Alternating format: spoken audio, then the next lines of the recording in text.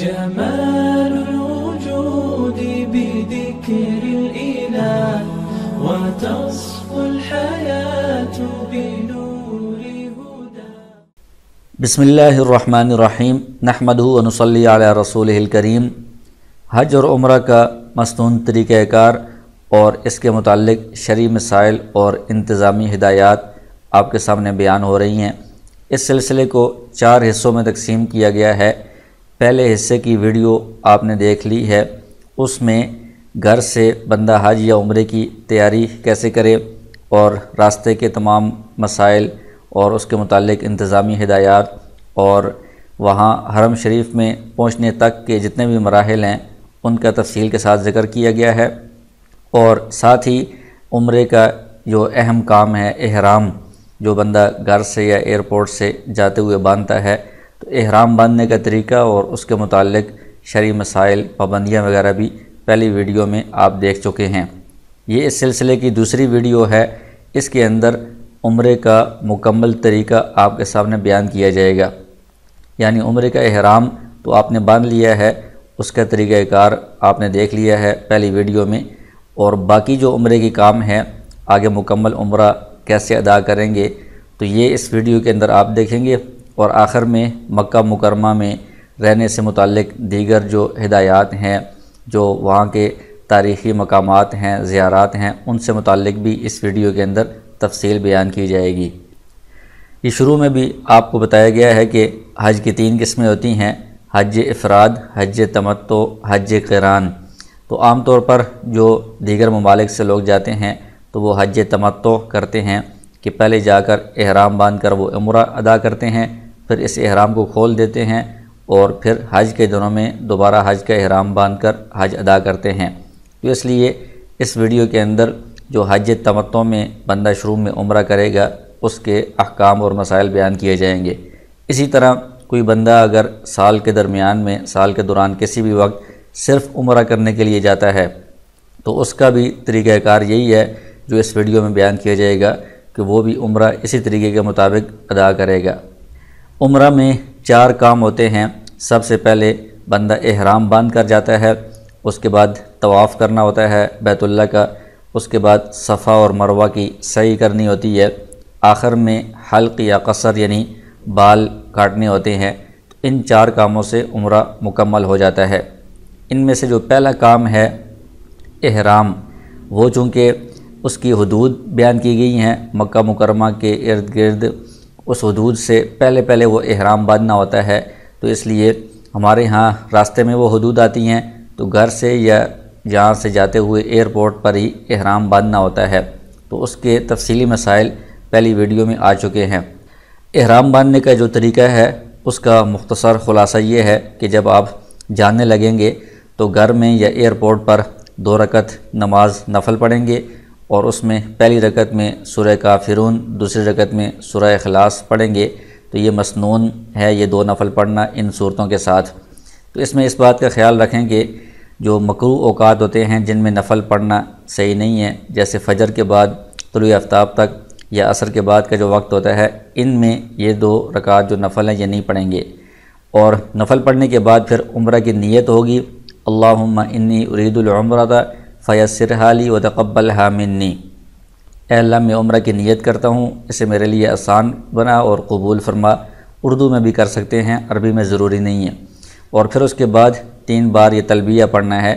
1 بار پڑھنا ضروری ہے اور بہتر یہ ہے کہ 3 بار پڑھ لیں: لبیک اللہم لبیک، لبیک لا شریک لک لبیک، ان الحمد والنعمت لک والملک لا شریک لک.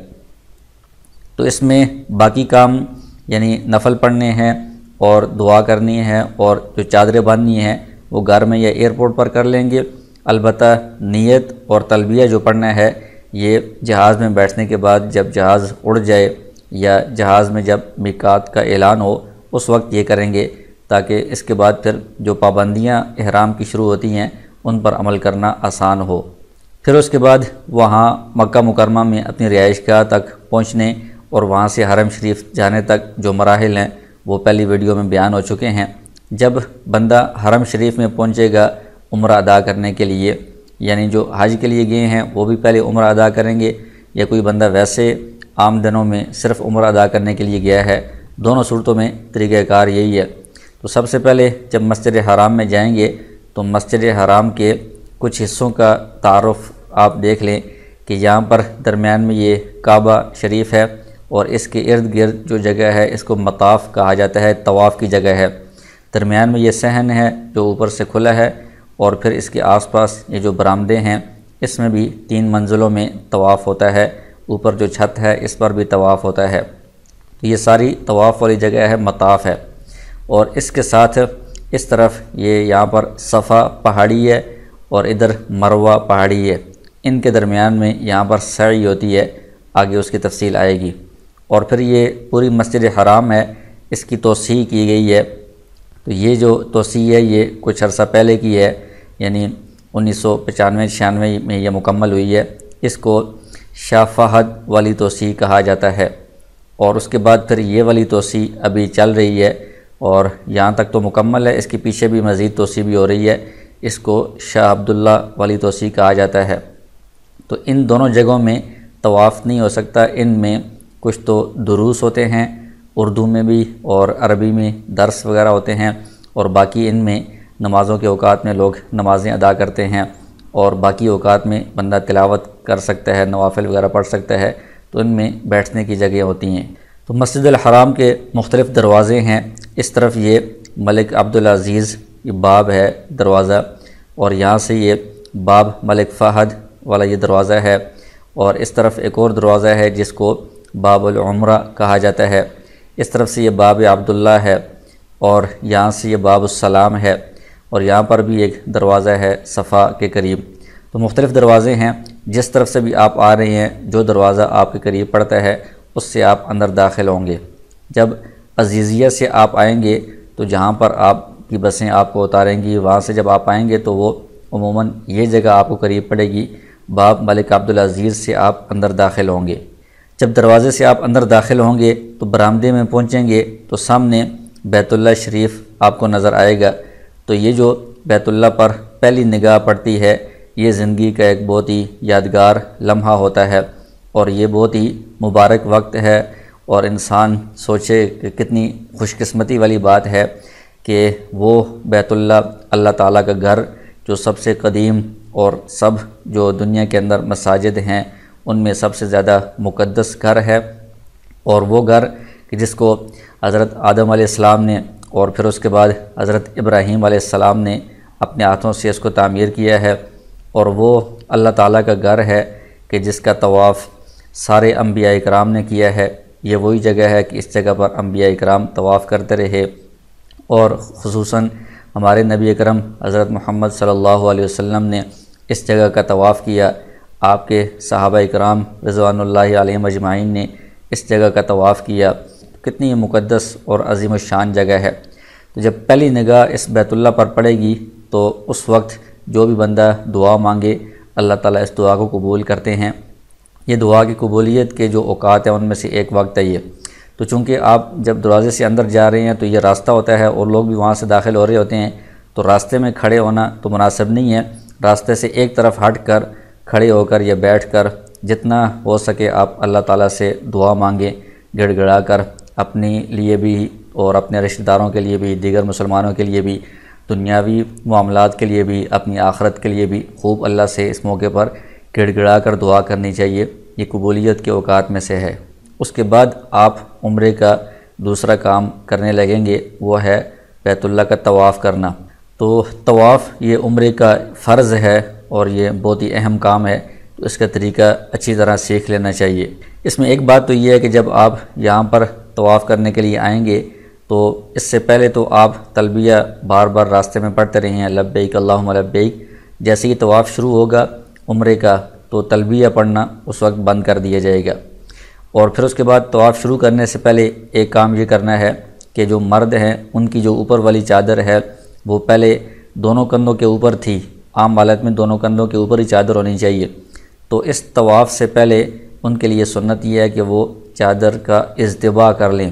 اضطباء کا مطلب یہ ہوتا ہے کہ دائیں کندھے کی بغل سے نکال کر بائیں کندھے پر ڈالیں گے، دائیں کندھے کے نیچے سے چادر کو نکال کر بائیں کندھے پر ڈالیں گے تو اس طرح یہ دایاں کندھا ننگا ہو جائے گا، دایاں بازو بھی ننگا ہوگا۔ اس کو اصطباء کہا جاتا ہے، یہ مسنون ہے، سنت ہے مردوں کے لیے۔ اس طرح آپ طواف کے لیے طواف شروع کرنے سے پہلے اصطباء کر لیں گے، اور اس کے بعد پھر طواف کہاں سے شروع ہوگا؟ تو یہ حجر اسود سے شروع ہوتا ہے، تو آپ حجر اسود کی سیدھ میں آ جائیں گے۔ حجر اسود کیا ہے؟ تو بیت اللہ کے جو 4 کنارے ہیں ان میں سے ایک کنارہ جو بیت اللہ کے دروازے کے قریب ہے، اس کنارے پر یہ پتھر نصب ہے جو جنت کا پتھر ہے، جنت سے یہ پتھر آیا تھا، اور اس پتھر کے اندر یہ خاصیت ہے کہ اس کا جو بوسہ دیتا ہے، یہ دور سے جو اس کے استلام کرتا ہے تو یہ اس کے سارے گناہوں کو کھینچ لیتا ہے، تو یہ استلام کرنا گناہوں کی معافی کا ذریعہ ہوتا ہے۔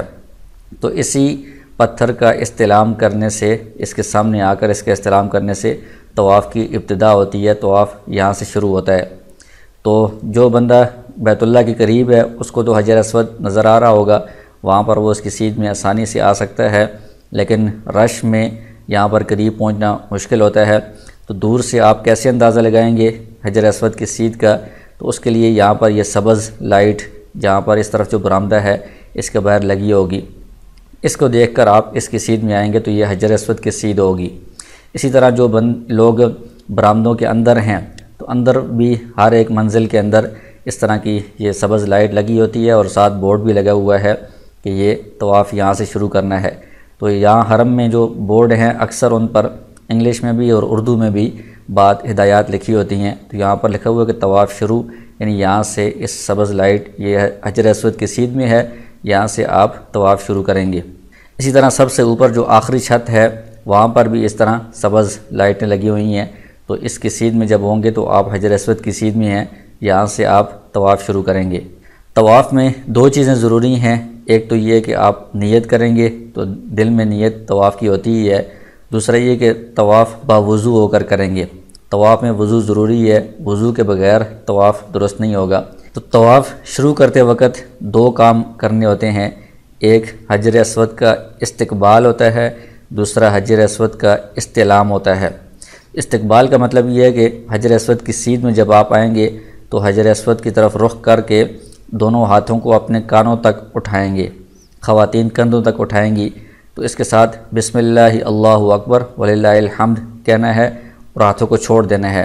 اس میں ہاتھوں کو بوسہ دینا نہیں ہوتا، صرف ہاتھوں کو اٹھا کر بسم اللہ اللہ اکبر وللہ الحمد کہہ کر چھوڑ دیں گے تو یہ استقبال ہوگا۔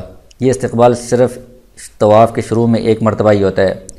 دوسرا کام یہ استقبال کرنے کے بعد یہ کرنا ہے کہ اپنے ہاتھوں کو حجر اسود کی سیدھ میں اٹھا کر اور بسم اللہ اللہ اکبر وللہ الحمد پڑھیں گے اور اپنے ہاتھوں کو بوسہ دے دیں گے، تو یہ حجر اسود کا استلام ہوگا۔ یہ استلام طواف شروع کرنے سے پہلے بھی ہوگا، اور پھر ہر چکر میں جب آپ حجر اسود کے پاس پہنچیں گے تو آپ نے ہر بار استلام کرنے ہے، اور جب آخری چکر ختم ہوگا یعنی طواف کے جو 7 چکر ہیں، 7واں چکر جب مکمل ہوگا تو پھر آپ نے استلام کرنا ہے، تو اس طرح یہ کل 8 استلام ہو جائیں گے طواف میں۔ تو حجر اسود کا جو استلام ہے اس میں کچھ باتوں کو یاد رکھنا چاہیے۔ ایک تو یہ کہ حجر اسود کو براہ راست بوسہ دینا یہ پہلے زمانے میں تو آسان تھا، لیکن آج کل جتنا وہاں پر رش ہوتا ہے، جتنی عوام کی اور مسلمانوں کی بہت بڑی تعداد، بہت بڑا مجمع ہوتا ہے، اور ویسے بھی پورا سال اور خاص طور پر حج کے ایام میں تو اس کے قریب جا کر اس کو براہ راست بوسہ دینا بہت ہی مشکل کام ہے۔ دوسری بات یہ ہے کہ وہاں پر حجر اسود اور اس کے آس پاس بیت اللہ پر خوشبو لگی ہوتی ہے، تو جو بندہ احرام کی حالت میں ہے اس کا خوشبو لگانا منع ہے، تو اس لیے وہاں پر براہ راست جا کر حجر اسود کو یا اس کے آس پاس بیت اللہ کو ہاتھ لگانا، چھونا احرام کی حالت میں بندہ اس سے احتیاط کرے۔ اور اس میں ایک اہم بات یہ ہے کہ جو لوگ وہاں براہ راست حجر اسود تک پہنچنے کی کوشش کرتے ہیں تو ان کو بہت زیادہ دھکم پیل کرنی پڑتی ہے، دوسروں کو دھکے دینے پڑتے ہیں، کوہنیاں مارنی پڑتی ہیں، اور بہت سارے ایسے کام ہوتے ہیں جس سے دوسرے مسلمانوں کو سخت تکلیف ہوتی ہے۔ تو حجر اسود کا قریب جا کر بوسہ دینا یہ سنت ہے، یہ مستحب ایک اچھی بات ہے، لیکن دوسرے مسلمانوں کو تکلیف دینا یہ حرام ہے۔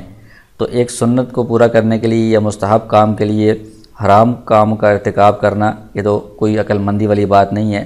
اس لیے ایسی حالت میں دور سے آپ جو استلام کریں گے، ہاتھ اٹھا کر اس کے سامنے ہاتھوں کو بوسہ دیں گے تو اسی سے آپ کو پوری فضیلت پورا ثواب حاصل ہو جائے گا، اور یہی آپ کے لیے بہتر اور مفید طریقہ کار ہے۔ جب آپ حجر اسود کی سیدھ میں آگے ہیں اور اس سے پہلے آپ نے استباء بھی کر لیا ہے، طواف کی نیت بھی کر لی ہے، آپ باوضو بھی ہیں، تو اب پہلے آپ نے حجر اسود کا استقبال کرنا ہے، اس کے بعد پہلے چکر کا استلام ہوگا۔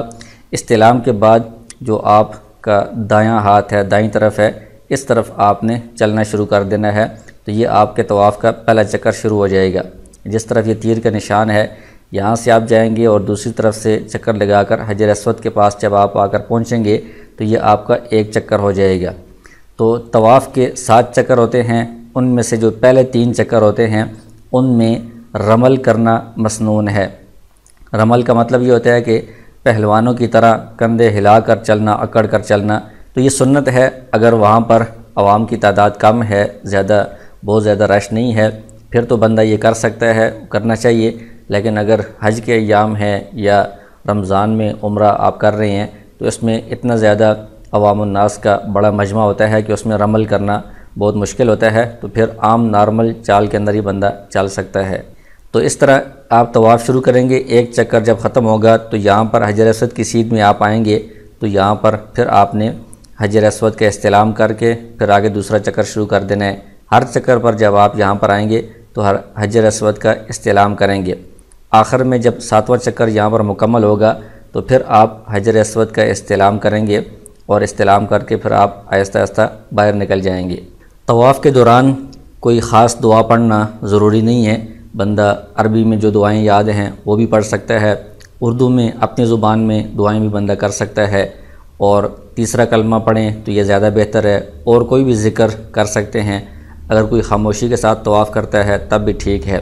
اس میں بہتر یہ ہے کہ بندہ اپنے الفاظ میں اللہ تعالیٰ کی طرف مکمل توجہ کے ساتھ گڑ گڑا کر اللہ تعالیٰ سے دعائیں مانگے، اللہ تعالیٰ کو یاد کرے، اللہ تعالیٰ کا ذکر کرے، اور یہ ذہن میں رکھے کہ یہ اللہ تعالیٰ کا عظیم مقدس گھر ہے، اور میری خوش قسمتی ہے اللہ تعالیٰ نے یہاں پر آنے کی توفیق بخشی ہے، اور اس جگہ میں کتنے انبیاء اکرام اور صحابہ اکرام اور مقدس لوگ یہاں پر طواف کرتے رہے ہیں۔ تو اس جگہ کی اہمیت کا اور اس کی فضیلت کا اور اس کی عظمت اور تقدس کا پورا دھیان ہو، اس طرح بندہ طواف کرے۔ تو طواف کے دوران کعبہ کو دیکھنا یہ بھی ٹھیک نہیں ہے، اور کعبہ کی طرف پیٹھ کرنا بھی ٹھیک نہیں ہے، بلکہ آپ سیدھا آگے دیکھ کر اس طرح طواف کی طرف چل رہے ہوں گے۔ آپ کا بایاں بازو، بائیں سائیڈ جو ہے وہ کعبہ کی طرف ہوگی۔ صرف جب حجر اسود کے سامنے آئیں گے تو اس وقت اس طرف دیکھ کر آپ نے استلام کرنا ہے، باقی طواف کے دوران کعبے کو دیکھنا یا اس کی طرف پیٹھ کرنا ٹھیک نہیں ہے۔ اس میں اس بات کا خیال رکھنا چاہیے کہ بندہ اپنے الفاظ میں اگر اللہ تعالیٰ سے دعائیں مانگے، یا عربی میں ایسی دعائیں جن کا معنی بندے کو معلوم ہے، توجہ دھیان سے بندہ دعائیں مانگ رہا ہے، تو یہ زیادہ بہتر ہے۔ اس میں بعض لوگ کتاب سے دیکھ کر دعائیں پڑھ رہے ہوتے ہیں، یا کوئی گروپ ہے اس میں ایک شخص پڑھا رہا ہے، باقی سارے پڑھ رہے ہیں یا اس پر آمین کہہ رہے ہیں، تو یہ دعا کا اصل طریقہ کار نہیں ہے۔ اصل طریقہ یہ ہے کہ بندہ خود اللہ کی طرف متوجہ ہو کر اپنے الفاظ میں دعا کرے۔ دعائیں مانگی جاتی ہیں، پڑھی نہیں جاتی ہیں۔ دوسرا یہ کہ اگر بلند آواز سے پورے گروپ والے دعائیں پڑھ رہے ہوں گے تو اس سے آس پاس جو لوگ طواف کرنے والے ہیں، جو دل میں دعائیں مانگ رہے ہیں، تو ان کی دعاؤں میں اور ان کی عبادت میں بھی خلل پیدا ہوتا ہے۔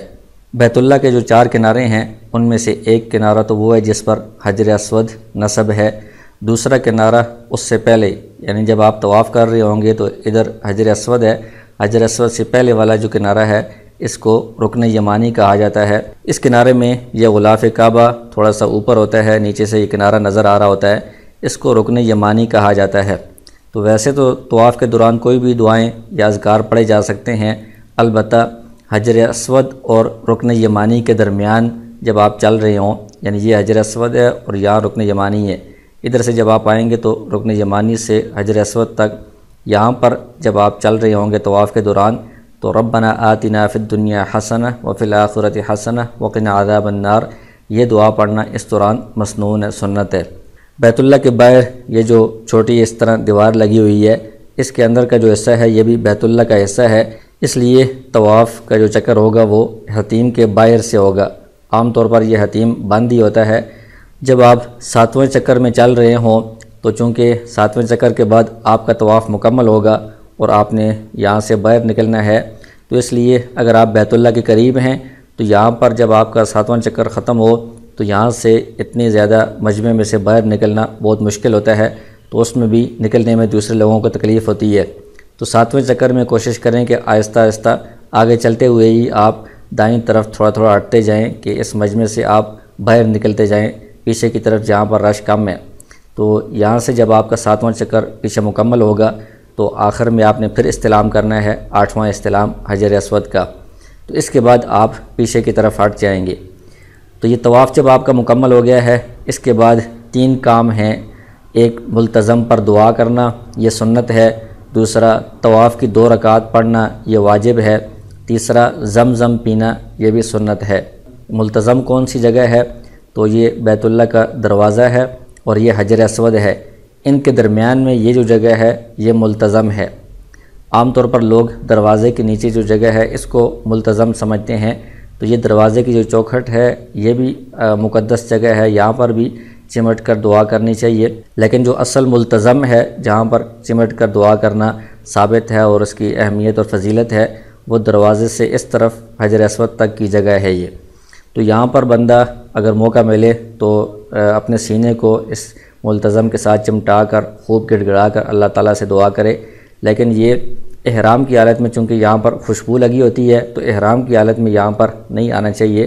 دیگر اوقات میں بندے کو جب موقع ہو آسانی سے لوگوں کو تکلیف دیے بغیر تو یہاں پر آ کر بندہ اللہ تعالیٰ سے دعا کرے۔ اور جو طواف کے بعد 2 رکعت پڑھنا واجب ہے، اس میں اصل سنت یہ ہے کہ مقام ابراہیم کی سیدھ میں پڑھی جائے، یعنی بیت اللہ کی طرف رخ ہو، درمیان میں مقام ابراہیم آ جائے۔ تو یہ بیت اللہ کے قریب ہی اس طرح یہ جگہ بنی ہوئی ہے، اس کو مقام ابراہیم کہا جاتا ہے۔ اس کے اندر وہ پتھر ہے جس کے اوپر حضرت ابراہیم علیہ السلام کے پاؤں کے نشانات ہیں۔ تو اس پتھر کے اوپر کھڑے ہو کر حضرت ابراہیم علیہ السلام نے بیت اللہ کی تعمیر کی تھی، تو اس کے اوپر ان کے نشانات پڑ گئے تھے، اس کو اس کے اندر محفوظ کیا گیا ہے۔ تو یہ جو مقام ابراہیم ہے اس کی سیدھ میں یہاں پر قریب تو جگہ ملنا بہت ہی مشکل ہوتا ہے، پیچھے جہاں پر عوام کا مجمع ختم ہو اور پیچھے خالی جگہ ہو وہاں پر آپ اس کی سیدھ کی طرف رخ کر کے آگے بیت اللہ کی طرف رخ کر کے 2 رکعت پڑھیں گے۔ یہ 2 رکعت پڑھنا واجب ہے، اور یہ ہر طواف کے بعد 2 رکعت پڑھنا واجب ہوتا ہے۔ عمرے کا طواف ہو یا حج کا طواف ہو یا نفلی طواف ہو، اس کے بعد 2 رکعت پڑھنا واجب ہے۔ تو اس میں مقام ابراہیم کی سیدھ میں پڑھنا یہ مستحب ہے، ضروری نہیں ہے۔ اگر آسانی سے اس کی سیدھ میں موقع ملے تو ٹھیک ہے، ورنہ پوری مسجد الحرام میں کسی بھی جگہ بندہ 2 رکعت پڑھے تو یہ 2 رکعت واجب ادا ہو جاتی ہیں۔ تو یہ 2 رکعت جو پڑھنی ہے اس میں بھی اس بات کا خیال رکھیں کہ اگر طلوع کا وقت ہے یا زوال کا وقت ہے یا غروب کا وقت ہے، ان میں یہ نفل پڑھنا یا یہ جو 2 رکعت واجب ہیں یہ پڑھنا جائز نہیں ہے۔ البتہ ان اوقات میں طواف کر سکتے ہیں، طواف ان اوقات میں کر لیں، لیکن اس طواف کی جو 2 رکعات ہوگی وہ ان اوقات میں پڑھنا ٹھیک نہیں ہے، وہ بعد میں بندہ طلوع کے بعد یا مغرب کے بعد پڑھ سکتا ہے۔ طواف کے بعد خوب سیر ہو کر زمزم پینا یہ سنت عمل ہے۔ تو مطاف کے آس پاس سائیڈوں میں اس طرح زمزم والے کولر رکھے ہوں گے، تو ان میں باقی جو کولر ہوتے ہیں ان میں ٹھنڈا پانی ہوتا ہے زمزم کا، جس کولر کے اوپر یہاں پر یہ لکھا ہوگا غیر مبرد۔ اس کا مطلب یہ ہے کہ یہ سادہ پانی ہے، یعنی زمزم کا پانی ہے لیکن ٹھنڈا نہیں ہے، نارمل پانی ہے۔ تو آپ دونوں کو مکس کر کے پئیں، زیادہ ٹھنڈا پینے میں وہاں پر گلا خراب ہونے کا خدشہ ہوتا ہے۔ تو وہاں مطاف میں بھی سائیڈوں پر یہ زمزم کے کولر رکھے ہوتے ہیں جگہ جگہ پر، اور پیچھے جو برآمدے ہیں ہر منزل میں وہاں پر بھی اس طرح کے کولر بھی رکھے ہوتے ہیں اور سبیلیں بھی لگی ہوتی ہیں۔ تو اس میں یہ ڈسپوزیبل گلاس پڑے ہوتے ہیں، ان کے ذریعے سے آپ پانی پی کر دوسری طرف اس میں استعمال شدہ گلاس ڈال دیں گے، تو 3 گلاس یہ والے پی لیں تو یہ سیر ہو کر پینے میں آ جائے گا۔ طواف کے بعد اس طرح سیر ہو کر زمزم پینا یہ سنت ہے۔ اس کے بعد آپ کا یہ طواف والا عمل مکمل ہو گیا ہے، تو عمرے کے اندر ایک تو پہلی چیز احرام ہے اور دوسری چیز طواف ہے، یہ 2 چیزیں مکمل ہو گئی ہیں۔ عمرے میں تیسری چیز سعی کرنا ہے۔ سعی کا مطلب کیا ہے کہ بیت اللہ کے قریب اس طرف یہاں پر یہ ایک پہاڑی ہے، اس کو صفا کہا جاتا ہے، اور یہاں پر دوسری پہاڑی ہے، اس کو مروہ کہا جاتا ہے۔ تو پہلے یہ اس طرح کھلی پہاڑیاں تھیں، ابھی ان کے اوپر یہ سعی کی عمارت بنا دی گئی ہے، نیچے تھوڑی تھوڑی پہاڑیوں کا کچھ حصہ ابھی بھی باقی ہے۔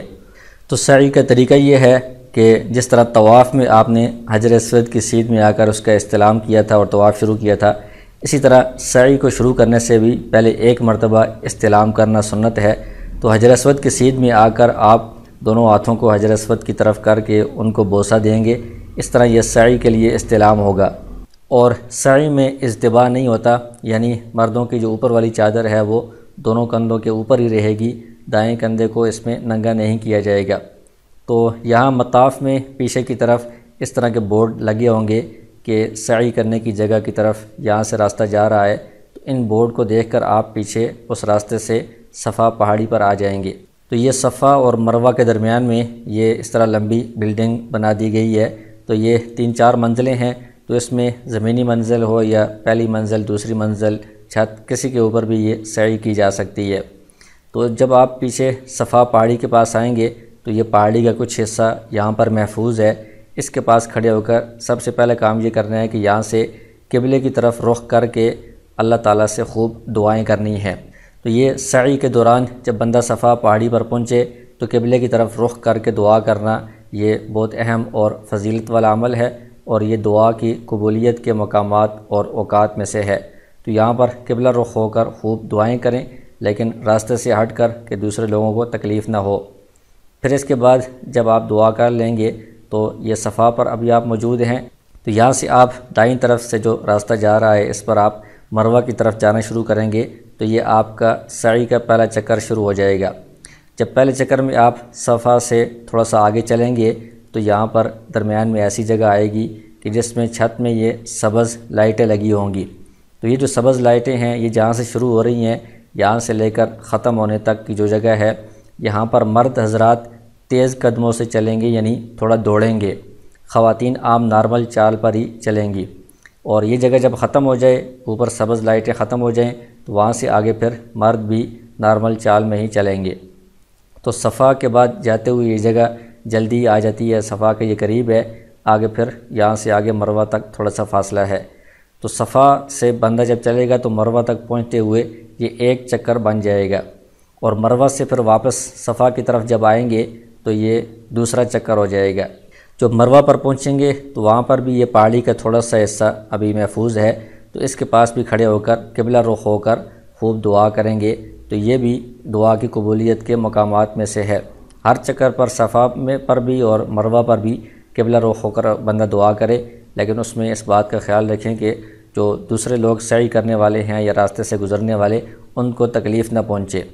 تو سعی کے دوران یہ جو جگہ ہے صفا اور مروہ، اور اس میں درمیان میں جو بندہ یہاں سے دوڑ رہا ہے، تو اس میں اس کا جو بنیادی پس منظر ہے اس کو ذہن میں رکھنا چاہیے کہ حضرت ابراہیم علیہ السلام نے اپنی بیوی کو حضرت ہاجرہ کو اور اپنے معصوم بچے حضرت اسماعیل علیہ السلام کو یہاں پر چھوڑا تھا، اور خود اللہ کے دین کی تبلیغ کے لیے، دعوت کے لیے وہ گئے تھے۔ تو یہاں ان کے پاس جو کھانے پینے کا سامان تھا وہ ختم ہو گیا، تو جو بچہ تھا وہ پیاس کی شدت کی وجہ سے رونے لگا۔ تو بچے کی جو ماں تھی حضرت ہاجرہ، وہ پانی تلاش کرنے کے لیے دائیں بائیں دیکھنے لگی، تو کبھی ایک پہاڑی پر صفا پر چڑھتی تھیں، کبھی مروہ پر چڑھتی تھیں۔ تو صفا پر چڑھتے ہوئے اور مروہ پر چڑھتے ہوئے تو جہاں پر بچہ تھا وہ جگہ نظر آتی تھی، تو بچہ آنکھوں کے سامنے تھا۔ درمیان میں یہ جو جگہ ہے اس جگہ میں بچہ ان کی آنکھوں سے اوجھل ہو جاتا تھا، اس لیے وہ تھوڑا تیز قدموں سے چل کر آگے جاتی تھیں تاکہ بچہ جلدی ان کی آنکھوں کے سامنے آ جائے۔ تو اس طرح انہوں نے 7 چکر لگائے تھے صفا مروہ پر پانی کی تلاش میں۔ اس کے بعد پھر یہ زمزم کا پانی نصیب ہوا۔ تو اس پس منظر کو یاد رکھنا چاہیے کہ کس طرح اللہ کے دین کے لیے حضرت ابراہیم علیہ السلام نے قربانیاں دی ہیں، ان کی بیوی حضرت ہاجرہ نے، معصوم بچے حضرت اسماعیل علیہ السلام نے قربانیاں دی ہیں۔ تو ہم بھی اللہ کے لیے، اللہ کے دین کے لیے ہر طرح کی قربانی کے لیے تیار ہیں۔ تو یہ صفا سے سعی شروع ہوگی، مروہ تک یہ ایک چکر، پھر مروہ سے صفا تک یہ دوسرا چکر ہوگا۔ اس طرح کرتے کرتے 7واں چکر مروہ پر جا کر مکمل ہو جائے گا۔ تو سعی کے دوران بھی کوئی خاص دعا پڑھنا ضروری نہیں ہے، یہ دعا مسنون ہے، رب اغفر وارحم انت الاعز الاکرم۔ اس کے علاوہ بھی اور دعائیں بھی پڑھ سکتے ہیں، اپنی زبان میں بھی، عربی میں بھی کوئی اذکار وغیرہ بھی پڑھ سکتے ہیں۔ اور سعی میں وضو کرنا یہ سنت ہے، ضروری نہیں ہے، اور لگاتار 7 چکر لگانا ضروری نہیں ہے، درمیان میں بندہ آرام کرنا چاہے تو وہ آرام بھی کر سکتا ہے۔ تو 7ویں چکر میں جب مروہ پر پہنچیں گے تو یہ آپ کی سعی مکمل ہو جائے گی۔ تو یہ عمرے کا تیسرا کام ہے، سعی، یہ مکمل ہو جائے گا۔ تو جس طرح طواف کے بعد 2 رکعات واجب ہیں، سعی کے بعد 2 رکعات واجب بھی نہیں ہے، سنت بھی نہیں ہے۔ عام طور پر مروہ پر جب لوگوں کا یہ سعی والا عمل ختم ہوتا ہے تو یہاں پر ہی لوگ 2 نفل شروع کر دیتے ہیں راستے کے اندر۔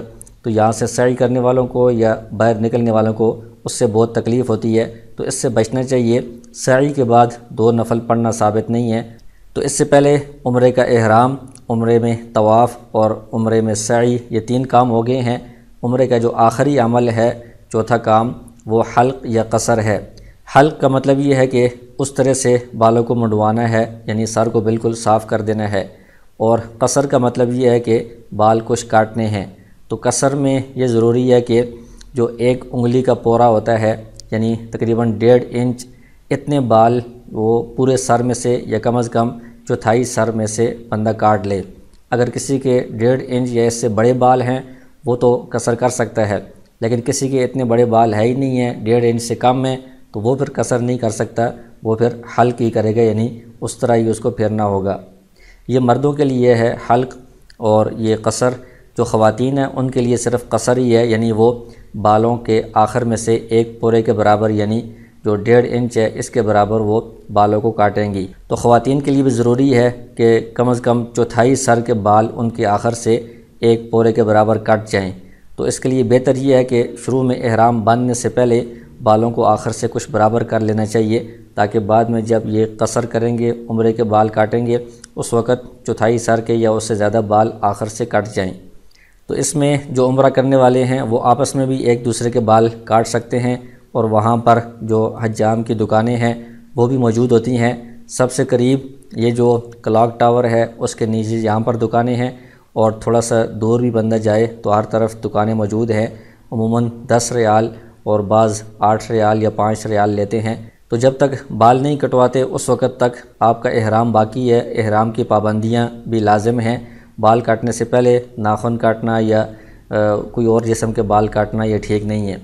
تو ایک عمرہ کرنے کے بعد جب دوسرا عمرہ کریں گے تو اس میں اگر آپ نے پہلے عمرے میں اس طرح پھروایا ہے تو دوسرے عمرے میں بال نہیں ہیں یا بہت کم ہیں، تب بھی سر کے اوپر اس طرح پھیرنا لازم ہوگا۔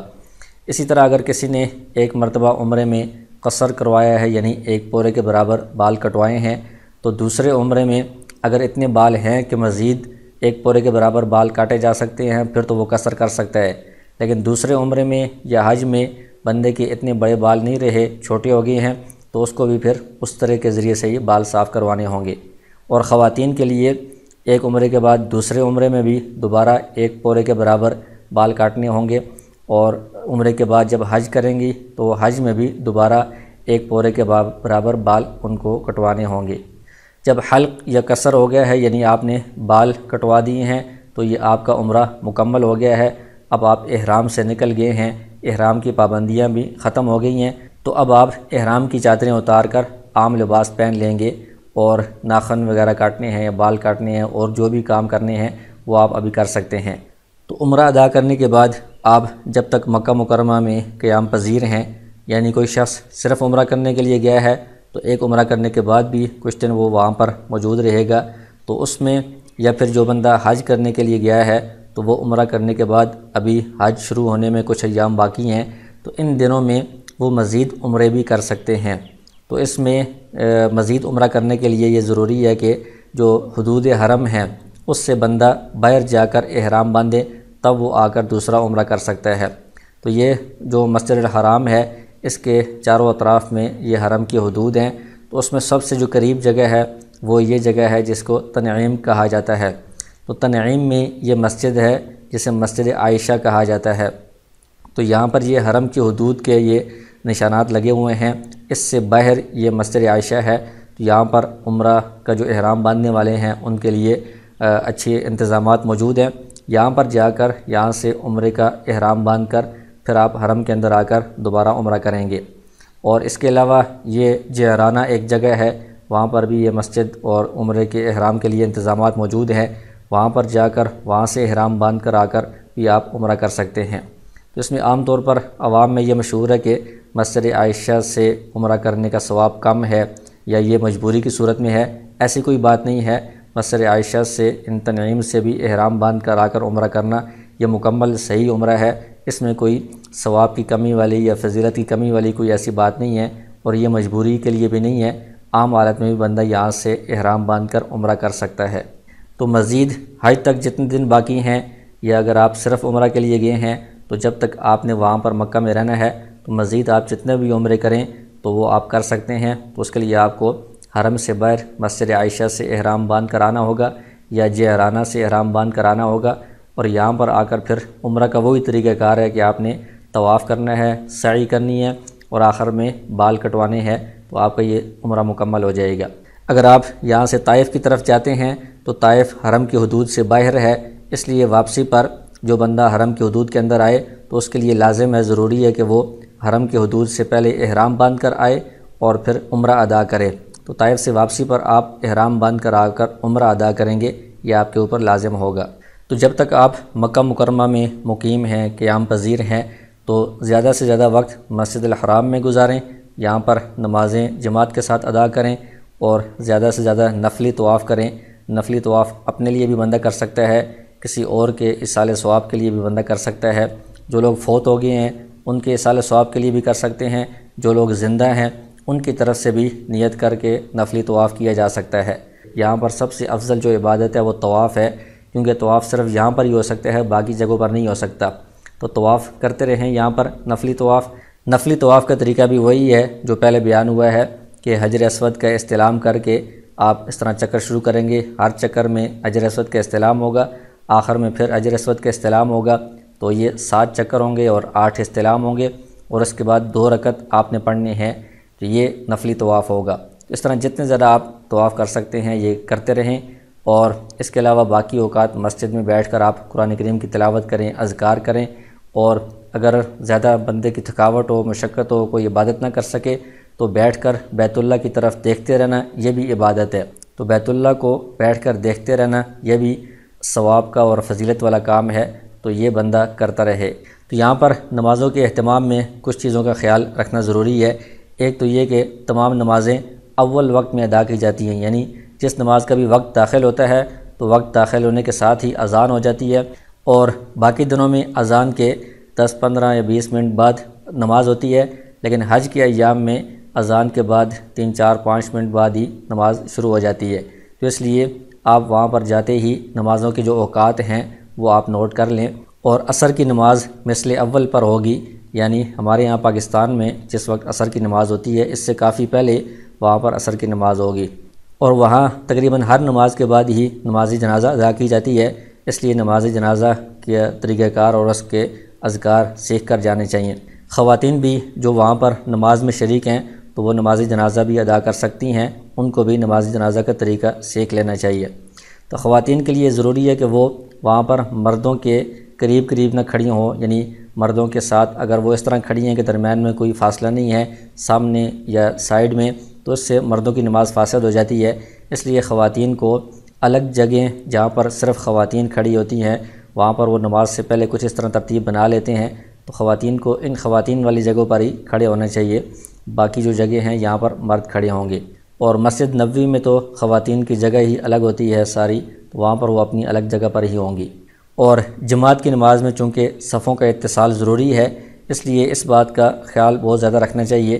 اندر جو صفیں ہوتی ہیں یا اس عمارت کے اندر وہ تو تقریباً متصل ہی ہوتی ہیں، لیکن باہر ان صحنوں کے اندر بھی صفیں بنی ہوتی ہیں، اور اس کے پیچھے بھی دور تک سڑک پر اور ہوٹلوں میں بھی لوگ نماز پڑھ رہے ہوتے ہیں۔ تو جو لوگ باہر سڑک پر ہیں یا صحن میں ہیں یا دور ہوٹلوں میں ہیں، تو ان کے لیے جب وہ جماعت میں شریک ہو رہے ہیں، جماعت کے ساتھ وہ نماز پڑھ رہے ہیں، تو صفوں کے ساتھ اتصال ضروری ہے، یعنی ان کے اور آگے جو صفیں ہیں، یہ مسجد حرام کی جہاں تک صفیں پیچھے تک آ رہی ہیں، درمیان میں 2 صفیں یا اس سے زیادہ کا فاصلہ نہیں ہونا چاہیے۔ اگر درمیان میں اتنا فاصلہ ہے 2 صفوں کا اس سے زیادہ، تو اس سے جو پیچھے والے لوگ ہوں گے ان کی اس جماعت کے اندر شمولیت نہیں ہوگی، تو ان کی یہ نماز درست نہیں ہوگی۔ تو اس لیے آگے آ کر صفوں کے ساتھ متصل ہو کر جماعت میں شریک ہونا چاہیے۔ اور مسجد الحرام میں نماز کے متعلق ایک اہم بات یہ بھی ہے کہ ابھی کچھ عرصے سے بیت اللہ کے قریب مطاف میں امام کھڑے ہونے کے بجائے بیت اللہ کے پیچھے جو برآمدے ہیں وہاں پر برآمدے میں یہ امام صاحب کھڑے ہوتے ہیں۔ تو یہ جو جگہ ہے یہ مطاف سے یعنی جو صحن ہے اس سے باہر ہے، پیچھے ہے۔ جیسے یہاں پر آپ دیکھیں کہ یہ جو گنبد والا برآمدہ ہے، یہاں پر یہ گنبد بنے ہوئے ہیں اور یہ اس طرح پیلے رنگ کے ستون ہے، یہ برآمدہ ہے، یہاں پر آ کر یہ برآمدہ ختم ہو جاتا ہے۔ تو جہاں پر یہ ختم ہوتا ہے اس جگہ پر امام کھڑے ہو کر نمازوں کی امامت کرواتے ہیں۔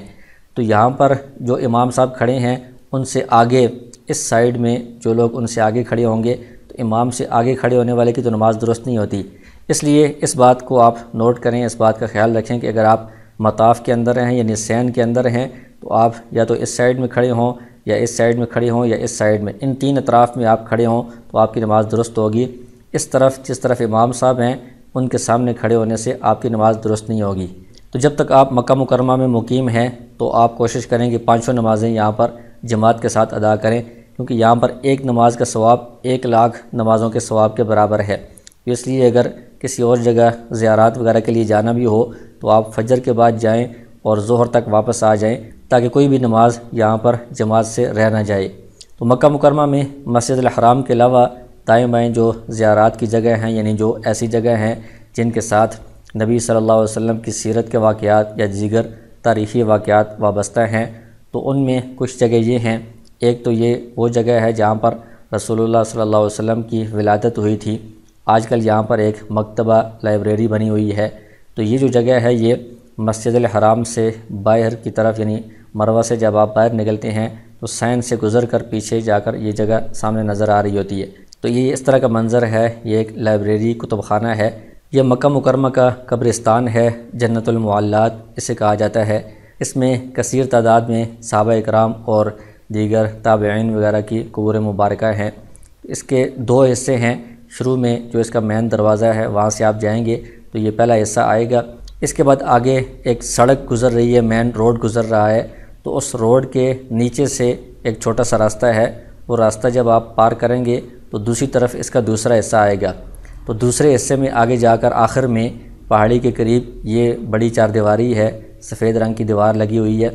اس 4 دیواری کے اندر یہ والی جو قبر ہے یہ حضرت خدیجہ رضی اللہ عنہا کی ہے، اور یہ والی قبر یہ حضور صلی اللہ علیہ وسلم کے ایک صاحبزادے کی ہے۔ اسی طرح اس 4 دیواری کے اندر دیگر صحابہ اکرام اور آپ کے خاندان کے حضرات کی قبور مبارکہ ہیں۔ یہاں پر جو اس کا دروازہ ہے یہ اس کے اندر سے یہ جگہ نظر آ رہی ہوتی ہے، تو یہاں سے آپ اس کو دیکھ سکتے ہیں۔ اور یہ قبرستان مسجد الحرام سے قریب ہی ہے۔